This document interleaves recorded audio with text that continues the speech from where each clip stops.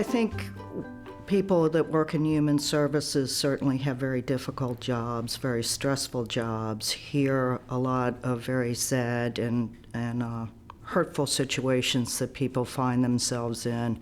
We all know about caregiver stress and burden and burnout, but sometimes it's not obvious that that's what that is. And so, if people start feeling angry or irritated at work or with the people that they're working with, don't feel like they're making a difference, just are not invested in their work, their productivity starts to slip. Those are some of the more common things that you would see with somebody that really needs to step back and kind of think about, where things have gotten off track for them. There's a lot that comes with just listening to other people's difficulties and problems, and you care about the people that you're working with, and you take those on to some extent. And I think when you're doing that day in and day out, there is a sense of burden, the worry that you have about other people. Are you really helping them or not? And the worry that you have. And so I think it's very easy to take that home and to have that affect your own well-being. And so there are times when people aren't necessarily as resilient as they could be. And, that can look like, not having, being able to see the positive and the strengths in the people that they're serving or in the system that they're working in, not being able to, see the future, have that hope and optimism, for the folks they're working with. And I think if they can't see that, if they can't do that, then it is time to, take a step back and to reevaluate for themselves what has brought them to that place. A lot of times when we're feeling like we just can't cope, like we're overwhelmed, like we're losing a sense of purpose or meaning, I think those can be signs, or feeling really isolated. So it can be just a sign that, it's helpful to step back, to sort of reassess where we are, to think about what really matters and how can we take care of ourselves and how can we kind of get, reinvigorated and back to what's important. We all go into these jobs and professions because we want to help people, because we want to make a difference in life.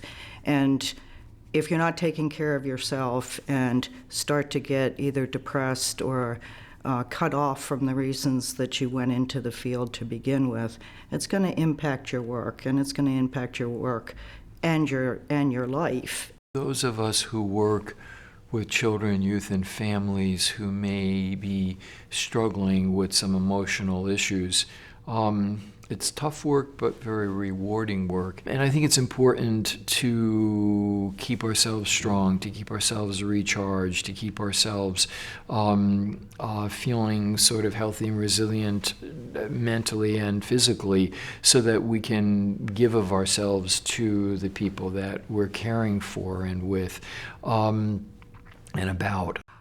I think hope and optimism is just critical. It is that foundation, and I would find it, I would be challenged to understand how somebody who doesn't have a belief that, or have hope and optimism for the future, either for themselves or for the individuals they're working with, how they could really be successful with that individual. If you truly don't believe that things can be different for them, that things can be better for them, then I'm unsure what you're rooting your services in, what is it that you're doing with them, if you really don't believe that things can change and things can be better. I think as a workforce, reminding ourselves why. What was that when we were young and energetic and feeling powerful? How do we get back to that person? And so we have to really, as professional service providers and in mental health, keep in front of them a sense, and especially with children and adolescents, that their life has all kinds of opportunities. There's all kinds of ways to be excited about life and to have hope about their future.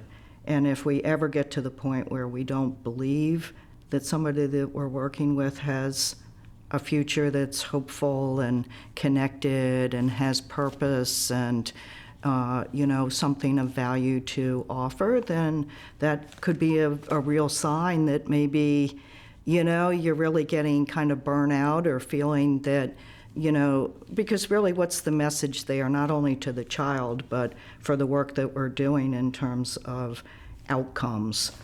So I think the planning process, I think strategic planning and goals and objectives and operationalizing things and evidence-based practice and data is important. But I think it's built on a foundation of hope and of belief that things are going to work out, that we can make a difference, that we do make a difference, and that when we believe that it's going to be good, it's going to be good. But if we believe that it's not, then all the planning in the world is really, it's not going to work.